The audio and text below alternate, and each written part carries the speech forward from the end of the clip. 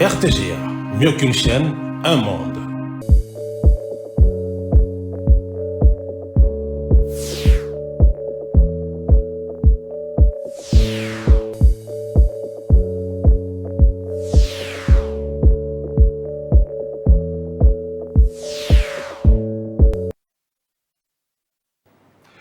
Bonjour et bienvenue. Je suis très comblé de savoir que vous êtes très nombreux en train de nous suivre à Kinshasa, en France et partout au monde à travers le bouquet Canal Plus et Blue OTT.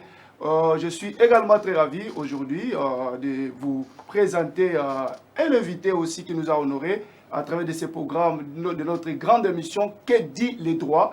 Comme je disais tout à l'heure, que je suis très heureux de vous présenter notre invité d'honneur. C'est un invité d'honneur, le professeur Espoir Massamanki de l'Université de Kinshasa.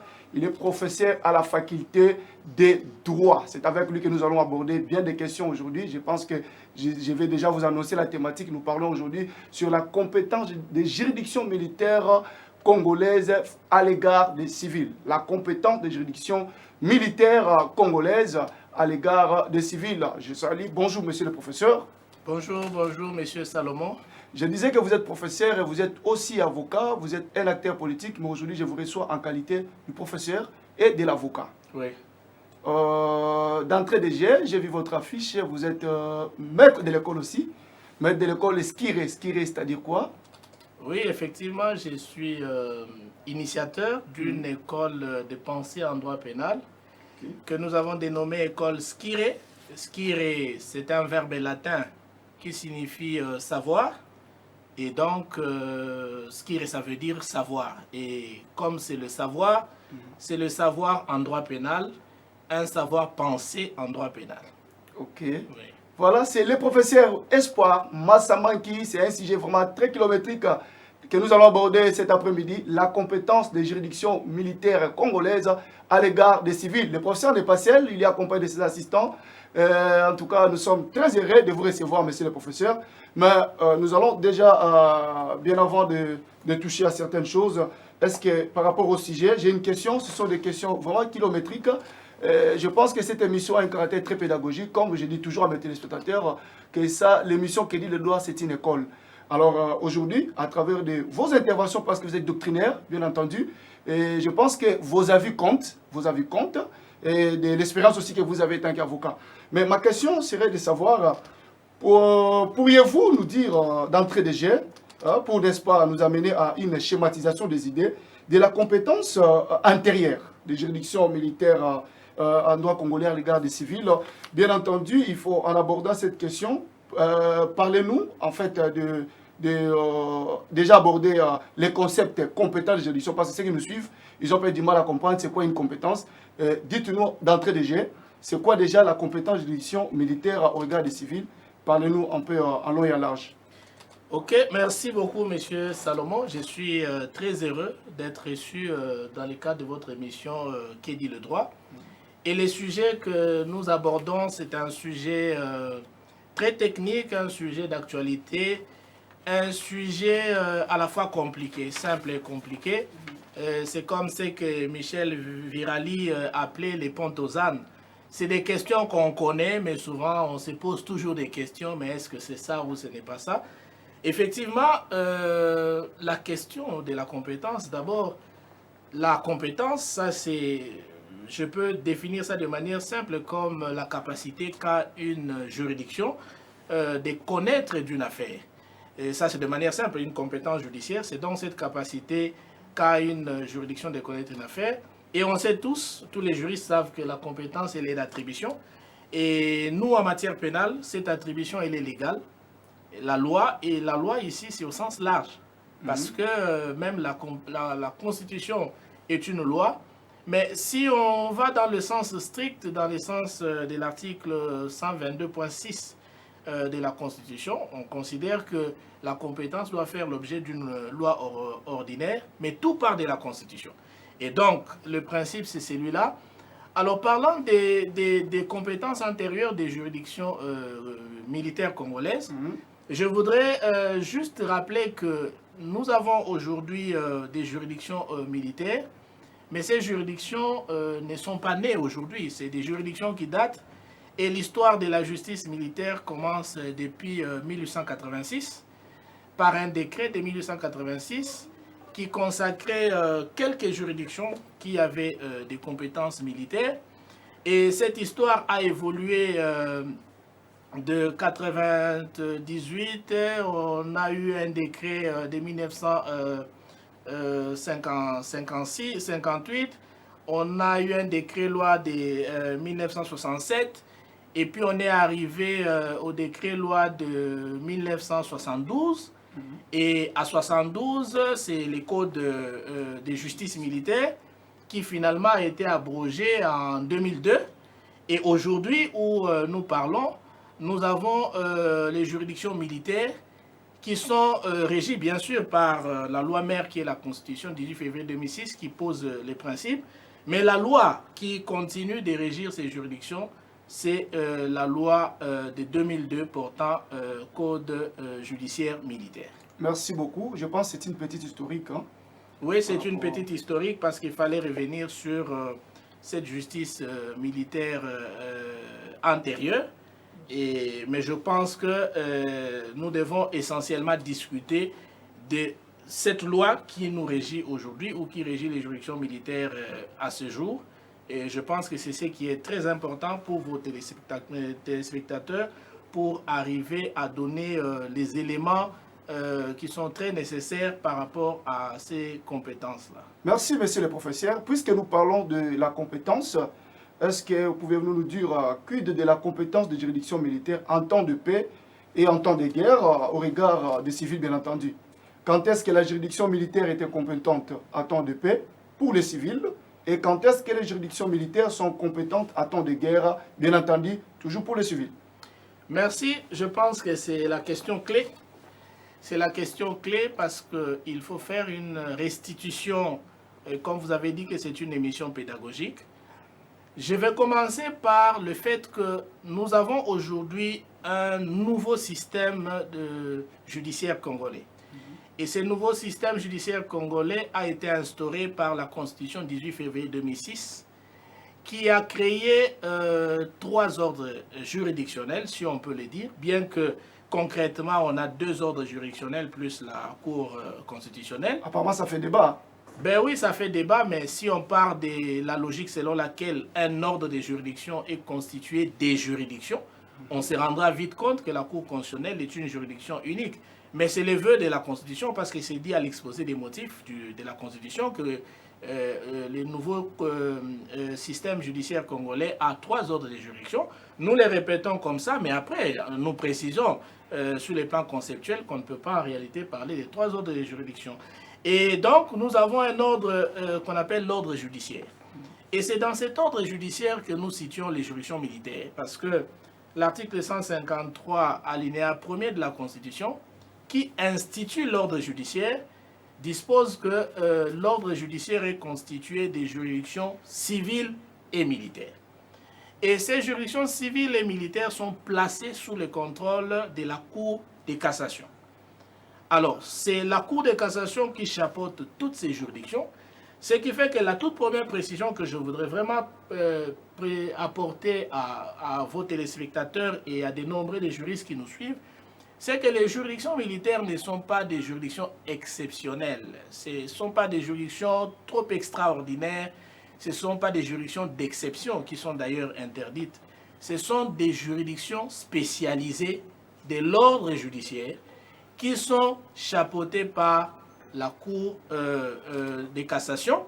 Et le contrôle de la Cour de cassation est exercé justement par ces voies de recours extraordinaires qui est la cassation, qui permet de corriger les erreurs de droit qui sont contenues dans les juridictions rendues en dernier ressort par les juridictions militaires. Et donc aujourd'hui, s'il y a une erreur de droit qui est constatée dans une décision rendue par une juridiction militaire, cette affaire doit être portée à la Cour de cassation pour corriger cette erreur de droit. Et à partir maintenant de cette constitution, qui institue l'ordre judiciaire, dans lequel on trouve les juridictions militaires chapeautées par la Cour de cassation, il s'est fait que l'article 156, alinéa 1er, va poser un principe que j'appelle le principe de la limitation de la compétence personnelle des juridictions militaires. Et ce principe, cet article dispose que les juridictions militaires connaissent des infractions commises par les membres des forces armées et les membres de la police nationale. Et donc, partant de ce principe, on ne peut déjà pas comprendre qu'une juridiction militaire, et là, c'est en temps de paix, pour répondre à votre question, on ne peut jamais comprendre qu'une juridiction militaire puisse juger des civils. Mais comme on dit qu'en droit, il n'y a jamais de principe sans exception, justement, ça a été respecté dans l'article 156, alinéa 2. Cet article va disposer de la Constitution, bien sûr. Cet article va disposer que, en temps de guerre, ou lorsque l'état de siège est proclamé, ou l'état d'urgence a été proclamé, les juridictions militaires peuvent connaître des infractions qui sont commises par des civils. Et là, c'est dans l'hypothèse de la substitution de l'action publique exercée par les juridictions militaires aux civils. C'est-à-dire, il y a transfert de l'exercice de l'action publique. On suspend l'exercice de l'action publique par les juridictions civiles pour reconnaître cette compétence aux juridictions militaires. Mais cela se fait, M. Salomon, par voie d'ordonnance du chef de l'État délibéré en Conseil des ministres, conformément, je pense, si je n'ai pas oublié, aux articles 85 de la Constitution. Ça veut dire que, sur les plans de principe, 156 limite la compétence, 156 alinéa 1er, limite la compétence des juridictions militaires aux civils, aux membres des forces armées et aux membres de la police nationale, et exceptionnellement, dans cette hypothèse de la suspension de l'exercice de l'action publique en temps de guerre, en temps d'état de siège, comme ce que nous avons connu dans la partie est de notre pays, il y avait une ordonnance qui avait été prise par le président en exercice, et ce sont là les exceptions. Alors, à partir de la Constitution, les principes, vous le savez que c'est la Constitution qui pose les principes, et les autres lois, que ce soit les lois ordinaires ou les lois organiques, doivent se conformer à la Constitution.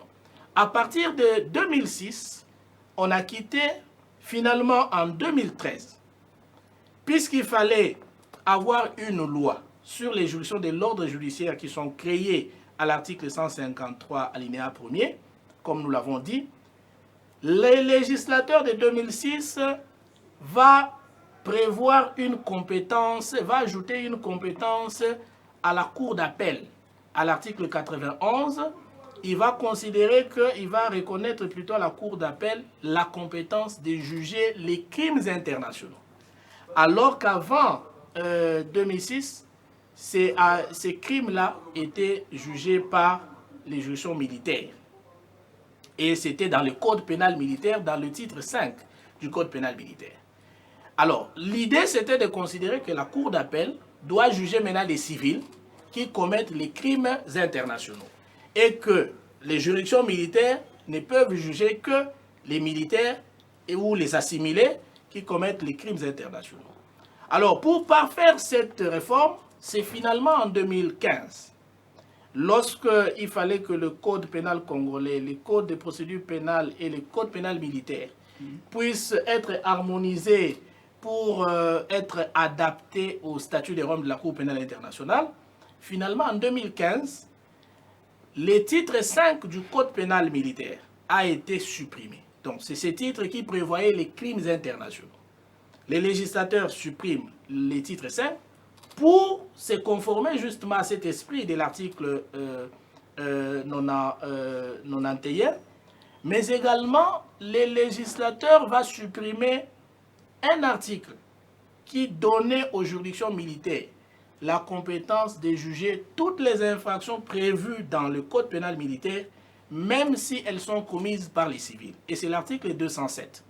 L'article 207 du Code pénal militaire considérait que toutes les infractions qui sont dans le Code pénal militaire sont de la compétence exclusive des juridictions militaires.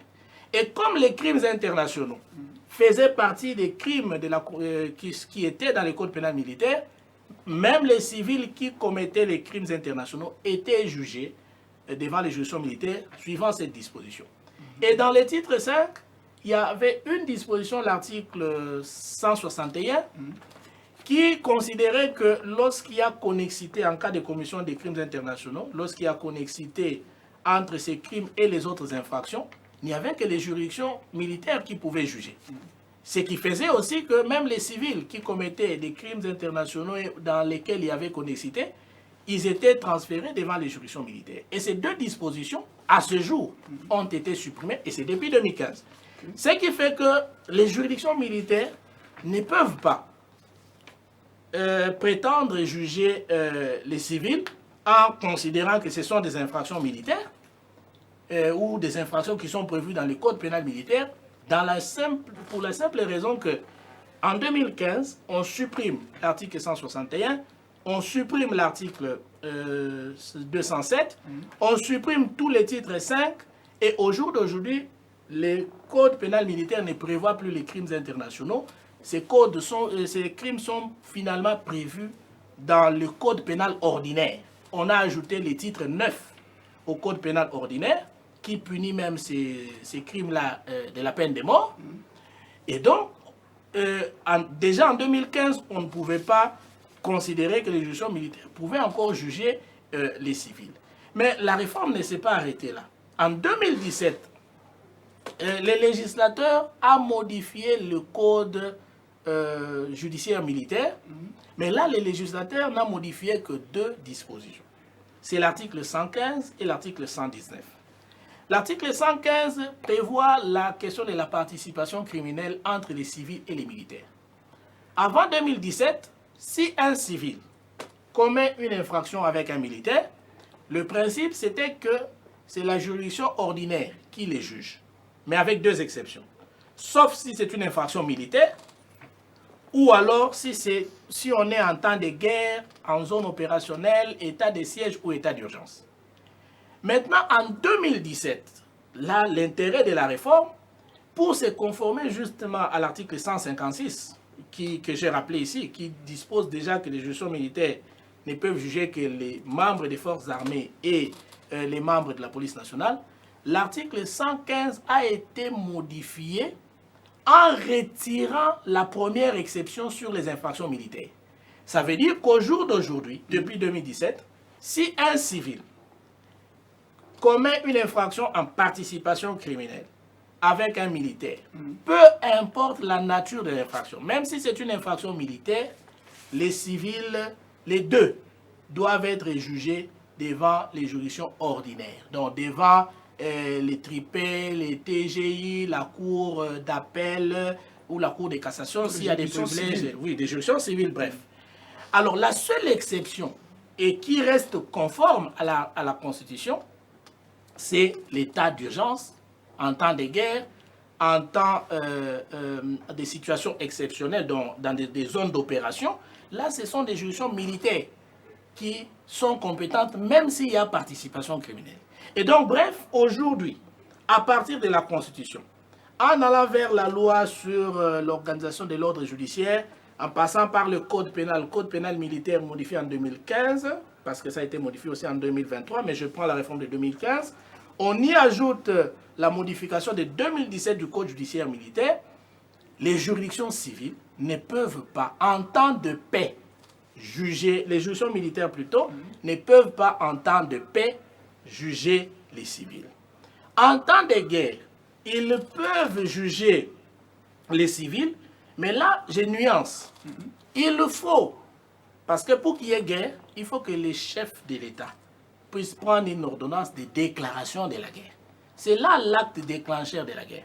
C'est pas que vous avez entendu là-bas à Bunagana, ça commence à tirer et vous considérez que non, voilà, on est en guerre. Non, ça c'est la guerre sur les plans de fait. Mais la guerre dont on parle ici, c'est la guerre juridique. Donc il faut qu'il y ait un acte juridique qui constate que désormais on est en état de guerre. Et là, ce sont des règles exceptionnelles.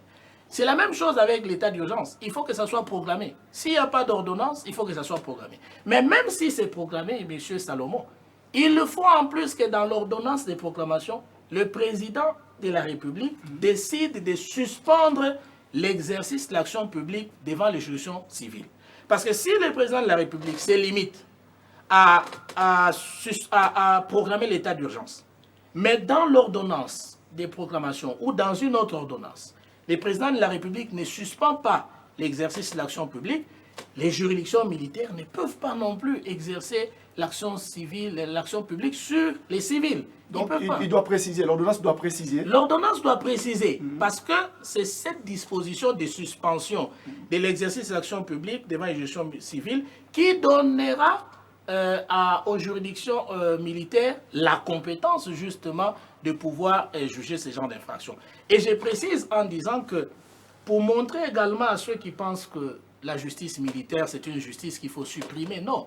Il faut plutôt l'adapter aux normes de droit international aux droits de l'homme. La même disposition 156 alinéa 2 interdit que les voies de recours ne doivent pas être suspendues. Donc le président de la République suspend l'exercice de l'action publique devant les juridictions civiles. On amène l'affaire devant les juridictions militaires, mais les voies de recours sont garanties. Alors une autre précision, c'est qu'il y a une autre juridiction qui est compétente en temps de guerre, et cette juridiction n'a pour rôle que d'accompagner l'armée là où ils sont en train de se battre. C'est la cour militaire opérationnelle.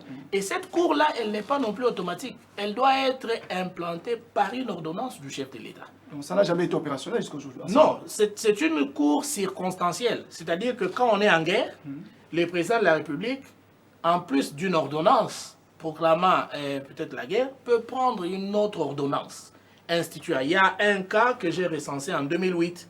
Le président Joseph Kabila à l'époque avait pris une ordonnance instituant la cour militaire et opérationnelle. Donc c'est un peu ça l'état de notre législation. Dernière précision sur l'état de la législation justement qui sous-tend cette question de la compétence, c'est que j'ai rappelé les dispositions ici. Maintenant, aujourd'hui, si vous prenez le code judiciaire militaire, vous regardez, vous allez trouver que le code judiciaire militaire, il faut le rappeler, ça date de 2002. Donc c'est antérieur à la Constitution. Et c'est normal que dans cette disposition, on trouve certaines, plutôt dans cette loi, on trouve certaines dispositions qui sont contraires à la Constitution. Mais la Constitution elle-même a résolu ce problème. L'article 221 de la Constitution dispose que les lois qui sont en vigueur ne demeurent que lorsqu'elles ne sont pas contraires à la Constitution. Et donc, vous allez trouver dans la loi portant code judiciaire militaire que vous avez l'article 108 qui reconnaît aux juridictions militaires la compétence de juger des personnes étrangères à l'armée. C'est d'ailleurs ça où j'ai voulu un peu me rebondir par rapport à ça. Oui. J'ai suivi en lisant, parce que l'émission est tellement pédagogique. En lisant, j'avais une question à vous poser, par contre.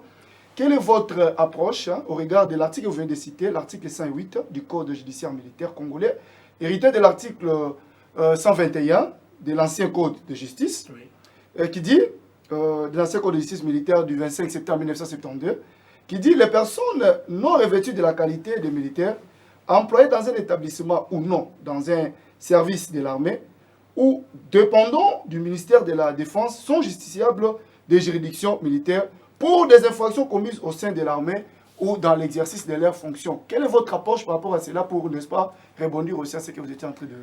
Alors, pour revenir, parce que ce que j'ai dit avant, c'était vraiment présenter l'état législatif, des dispositions qui aujourd'hui écartent la compétence des juridictions militaires à l'égard des civils, mais également les conditions dans lesquelles même la compétence exceptionnelle en temps de guerre, dans quelles conditions ces juridictions doivent exercer leurs compétences. Alors, pour venir justement à l'article 108, effectivement, aujourd'hui, puisque c'est une loi qui date d'avant 2006, 2006, je vous ai dit, qu'apporte un nouveau système de justice congolaise, et donc, dans ce nouveau système, il y a des nouvelles dispositions qui arrivent. En 2006, j'ai déjà présenté la situation. Maintenant, l'article 108 reconnaît effectivement aux juridictions militaires la compétence de juger des personnes. Mais on dit clairement des personnes non revêtues de la qualité des militaires. Déjà, cette disposition, elle est contraire à l'article 156 de la Constitution, alinéa 1er. Parce que 156 dit les juridictions militaires connaissent des infractions commises par les militaires et les membres de la police nationale. Alors, quand vous avez une disposition qui considère que la cour militaire, ou plutôt les juridictions militaires, sont compétentes à l'égard des personnes non revêtues de la qualité des militaires, mais qui travaillent dans l'administration, soit de la défense, dans les services de l'armée, ce sont des civils qui sont affectés dans l'administration. Mais effectivement, à l'époque, l'idée c'était quoi? Ces personnes-là sont au moins au courant de certains secrets d'État, de certaines affaires des militaires, et donc on les assimilait aux militaires pour qu'ils soient jugés. Mais du moment que la Constitution, qui est notre loi fondamentale, qui pose les principes auxquels les autres lois doivent se conformer, au moment où cette Constitution pose déjà le principe, avec son exception, l'article 108 n'a pas sa raison d'être. C'est une disposition qui doit en principe être abrogée. Et c'est la suite, parce qu'il y a 109, il y a 110, il y a 111, mais on a aussi 112, je crois, point 7, parce que de temps en temps... Point 7 et 8. Point 7, de temps en temps, vous entendez dire il a commis l'infraction au moyen des armes de guerre. Vous entendez dire qu'il a incité les militaires à commettre une infraction. Ou soit il a assisté. Il a assisté. Alors, déjà par rapport aux infractions commises au moyen des armes de guerre, le problème ici, c'est que les juridictions militaires ont une compétence personnelle. Et lorsqu'ils ont une compétence personnelle, c'est une compétence exclusive, parce qu'on a déjà déterminé les qualités.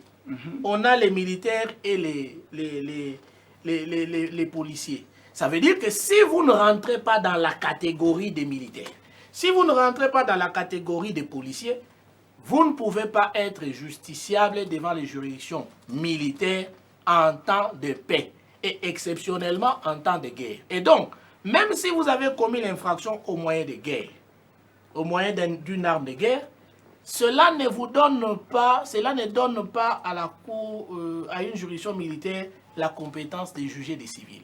Parce que le travail que va faire les juges militaires, c'est ce travail que va faire les juges ordinaires. Et en plus, vous savez, peut-être ça je dois rappeler, peut-être pour aller du coq à l'âne, mais ça rentre dans les sujets. Vous savez que les juridictions militaires, sauf la cour militaire, qui est composée de 2 magistrats de carrière sur 5, et la haute cour également, 2 magistrats de carrière, sauf en appel quand la haute cour militaire siège, il a 3 magistrats de carrière, mais le tribunal militaire de police est constitué de 2 magistrats, de 3 magistrats plutôt, 3 juges, dont un magistrat de carrière, dont il y a 2 assesseurs. Le tribunal militaire de garnison est composé de 5 juges, dont un seul magistrat de carrière, si je ne me trompe, donc ça fait 4 magistrats assesseurs. La cour d'appel, la cour militaire plutôt, est composée de 5 juges, dont 2 magistrats de carrière, dont 3 assesseurs. Les assesseurs sont des militaires et des policiers qui ne sont pas juges. Ils ne sont pas juristes. Ils ne sont pas juristes, ils sont pas juges non plus. Et puis vous avez la haute cour également qui siège à 2. Donc vous allez voir que ce qui n'est pas le cas avec les juridictions ordinaires. Devant les juridictions ordinaires, en tout cas en matière pénale, sauf devant le tribunal de commerce, toutes les autres juridictions sont composées soit à 3, soit à 5, mais tous sont juges de carrière. Vous comprenez? Des juridictions en matière pénale. Tous sont des juges de carrière. Et donc, quoi de plus normal? C'est ça, en fait, l'idée. C'est de pouvoir faire respecter le droit à un procès équitable. Et donc, pour finir, l'article 108, les articles que j'ai cités, doivent être modifiés. Mais dernière précision, ça c'est ce que j'allais déjà dire. Vous allez trouver dans l'article 120 et 121 du Code judiciaire militaire. L'article 120 du Code judiciaire militaire reconnaît à la haute cour militaire la compétence de juger les personnes qui sont par état justiciables de la Cour de cassation. Donc, un député, par exemple, un sénateur. Il peut être jugé à la haute cour militaire lorsqu'il commet une infraction de la compétence des juridictions militaires. Ça, c'est ce qui est prévu dans la loi de 2002. Or, avec tout ce que je vous dis, avec la logique actuelle, cette disposition-là ne peut pas s'appliquer en temps de paix. Donc, quand on est en temps de paix, puisque c'est un civil, il ne peut pas être jugé devant la haute cour militaire sous prétexte de l'article 120. À ce niveau, en temps de paix, cet article-là est inconstitutionnel, sauf en temps de guerre. Sauf en temps de guerre, je crois, je ne voudrais vraiment peut-être pas entrer dans certains cas concrets, mais il y a des cas comme ça devant les juridictions. Et c'est la même chose avec 121.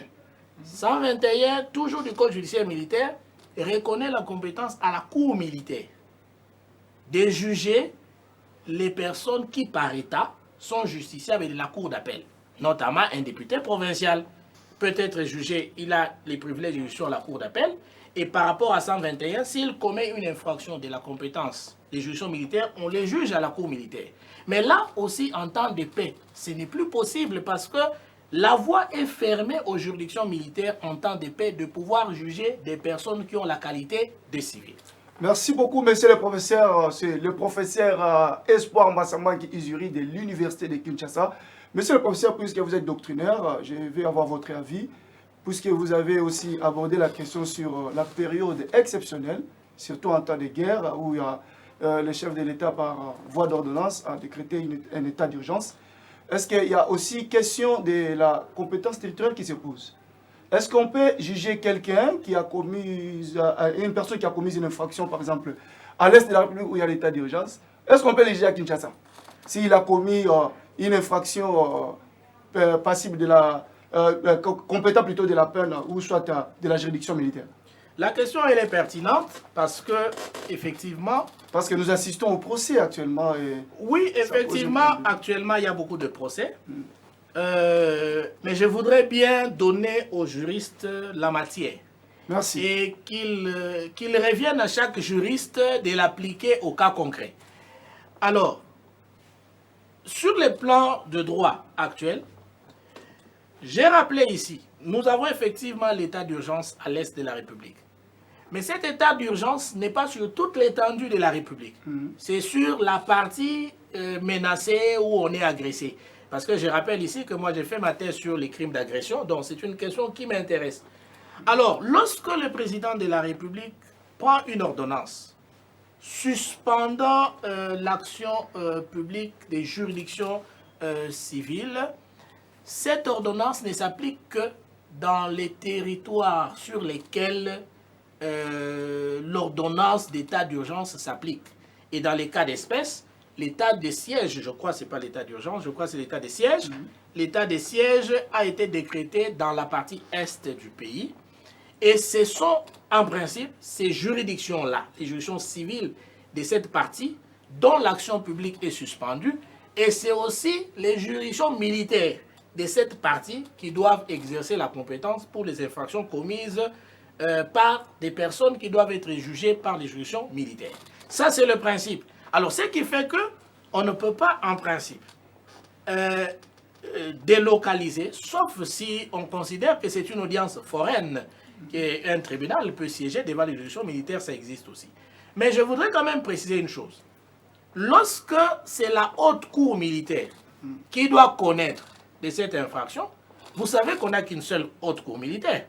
Et cette haute cour militaire siège à Kinshasa. Donc c'est avec raison qu'une haute cour militaire puisse juger, par exemple, si c'est une infraction qui rentre dans le cadre de l'état de siège et que la juridiction compétente, c'est la haute cour militaire, c'est normal que ce soit la haute cour militaire qui siège à Kinshasa, qui puisse juger. On ne va pas dire que nous devons les juger devant les juridictions qui sont à l'est du pays, parce que la seule cour qu'on appelle haute cour militaire siège à Kinshasa. Mais quand c'est par exemple la compétence de la cour militaire, alors là, on n'a pas qu'une cour militaire à Kinshasa.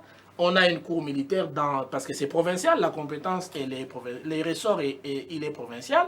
Si c'est un tribunal militaire de garnison, on doit se référer au tribunal militaire, au tribunal militaire de garnison de la partie. Bref, la compétence territoriale se pose, mais lorsqu'il y a cette ordonnance de substitution de l'action publique des juridictions militaires, des juridictions civiles par les juridictions militaires, il faudrait nécessairement que ce soit les juridictions de la partie où l'état d'urgence, comme les cas, l'état de siège plutôt, comme c'est le cas pour notre pays, que ce soit ces juridictions-là qui puissent connaître de cette infraction. Merci, messieurs les professeurs. Nous citons déjà. Je pense qu'il nous reste quelques minutes. Parlez-nous de l'état actuel. Vous avez parlé de l'état actuel de la législation congolaise. En confrontant la constitution du 18 février 2006 et le code militaire congolais, en abordant bien sûr la question sur la compétence ou pas des juridictions militaires à juger les civils en temps de paix. Quelle est votre approche? Est-ce que vous... Parce que nous assistons au procès, comme je l'ai dit tout à l'heure, est-ce que c'est inconstitutionnel ou c'est... ils font ça parce qu'il faut le faire, ou soit le code judiciaire doit subir des modifications? Alors, d'abord, l'inconstitutionnalité est là. Et il y a des cas d'espèce où je suis en possession d'un arrêt Air-Cons de la Cour constitutionnelle, je crois, j'ai oublié la partie, qui avait soulevé l'exception d'inconstitutionnalité devant la haute cour militaire, parce que le civil était poursuivi en participation criminelle avec un militaire pour avoir incité un militaire à commettre une infraction. Alors, le civil a soulevé l'exception d'inconstitutionnalité et la Cour constitutionnelle du bon droit a considéré que l'article 111, je crois 112.7, était inconstitutionnel. Non seulement par rapport à 156 alinéa 1er, mais aussi par rapport à 115 du Code judiciaire militaire, mais également par rapport à l'article 19 de la Constitution. Parce que l'article 19 de la Constitution interdit à ce qu'une personne soit écartée de son juge naturel. Et du moment que la Constitution pose déjà les principes, que les juridictions militaires doivent connaître des infractions commises par les militaires et les policiers, ça veut dire que les juges naturels du civil, ce n'est pas les juges militaires, c'est les juges ordinaires. Et donc, la Cour constitutionnelle a considéré effectivement qu'il y avait une inconstitutionnalité et a dit le droit en demandant que cette affaire soit déférée devant un tribunal de grande instance qui pouvait juger les civils. Et donc, pour ma part, je suis d'ailleurs, bientôt il y a un article qui va paraître sur cette question parce que finalement, bon, les scientifiques, ce n'est pas seulement des émissions télévisées. Ça veut dire qu'on vient, on partage la science pour une grande vulgarisation. Surtout que je m'inscris dans cette logique, dans cette vision de l'école Skiré, qui vient avec une dimension critique, une dimension qui s'inscrit dans le cadre de la déconstruction. Ça veut dire qu'il y a des fondamentaux. On peut déconstruire et reconstruire. Et pour le faire, il faut venir avec l'approche critique. Et j'aborde justement cette question de la compétence des juridictions militaires à l'égard des civils avec cette approche critique. Et donc, je considère qu'il nous faudrait qu'il y ait des adaptations. Il faut qu'il y ait une adaptation législative parce que l'article 156 alinéa 3 de la Constitution dispose qu'il faut qu'il y ait une loi organique qui organise, qui prévoit, portant organisation, compétence et fonctionnement des juridictions de l'ordre judiciaire. Et depuis que nous avons cette constitution, on n'a pas encore fait des adaptations en dehors de l'adaptation de 2017 qui n'a porté que sur 2 articles. Et donc, il faudrait aujourd'hui qu'il y ait une loi qui fasse une harmonisation générale pour permettre justement à ce que les principes posés par la Constitution soient respectés, mais également les droits à un procès équitable. Parce que aujourd'hui, nous avons des normes internationales sur l'administration de la justice par les juridictions militaires. Ça pose un problème de garantie de droit à un procès équitable. Donc voilà, nous plaidons pour cette adaptation législative. Merci, c'était l'émission Que dit le droit. Nous avons reçu le professeur Espoir Massamaki. Je pense que c'est avec lui que nous avons abordé la question sur la compétence judiciaire militaire en droit congolais à l'égard des civils. Nous sommes déjà à la fin. Nous allons citer, messieurs les professeurs, vous avez un mot de remerciement. Mais bien avant que vous abordez la question sur les remerciements et tout, un professeur m'a dit un jour, c'était dans une conférence, il a dit, est-ce qu'il a posé la question à l'un de ses collègues professeurs pour savoir quel est le problème congolais. Est-ce que les problèmes congolais, c'est les problèmes de vous, les doctrinaires, qui nous enseignez les droits, ou c'est les problèmes des praticiens, ou soit des juges et tout comme ça. Et il a répondu, je vais vous relancer, il a répondu, c'est comme si vous me posez la question de savoir pourquoi la Bible le pasteur pêche. Quelle est votre approche? Et vous allez bien entendu remercier vos téléspectateurs aussi? Bon, mon approche, c'est que le droit, c'est ce qui doit être. Et ce qui doit être, c'est ce qui est écrit dans nos lois. Mais il faudrait maintenant que ce droit soit appliqué par des acteurs judiciaires. Donc, ce sont les acteurs, des juges, des magistrats du parquet, peut-être qu'ils refusent d'appliquer le droit. Je ne prendrai pas le risque de dire qu'ils ne connaissent pas le droit. Je suis sûr qu'ils connaissent le droit, mais qu'ils refusent peut-être d'appliquer pour telle ou telle autre raison que vous et moi ignorons. Peut-être que dans des prochaines émissions, nous pourrons discuter sur ces aspects empiriques. Mais enfin, je voudrais vraiment vous remercier pour votre invitation. Ça participe de la vulgarisation du droit congolais. Et nous disons, nul n'est censé ignorer la loi. Et donc, cette émission participe justement de la mise en œuvre de nul n'est censé ignorer la loi. Et le droit ne doit pas simplement être connu par les juristes. Même les non-juristes, parce qu'on est dans une société où il y a des règles, ils doivent savoir qu'ils sont des civils, ils ne sont pas justiciables devant les juridictions militaires. C'est vrai qu'il y a des avocats qui sont là pour ce travail. Je suis moi-même avocat, mais je le fais en tant que professeur d'université dans le cadre de la vulgarisation du droit. Merci beaucoup à RTGA pour cette émission. Et je pense que ce n'est qu'une première. Oui, on va vous inviter. J'espère qu'on continuera à discuter des questions de droit. Mais un clin d'œil à tous les téléspectateurs.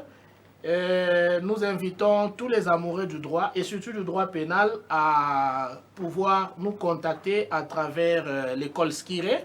Je crois que l'école Skiré est sur www.écoleskiré.com. Nous avons un contact qu'on balancera à des prochaines émissions. On n'était pas venu pour ça, on était venu partager la science.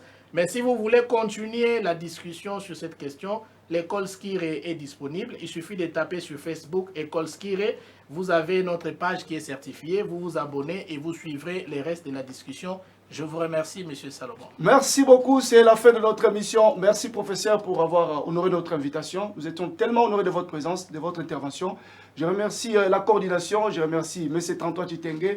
Je remercie Fies Tambou qui est à la réalisation. Je remercie toute la grande équipe de la RTGA. Je remercie également M. Edo Ebondo. Je remercie mes téléspectateurs de la France, des États-Unis.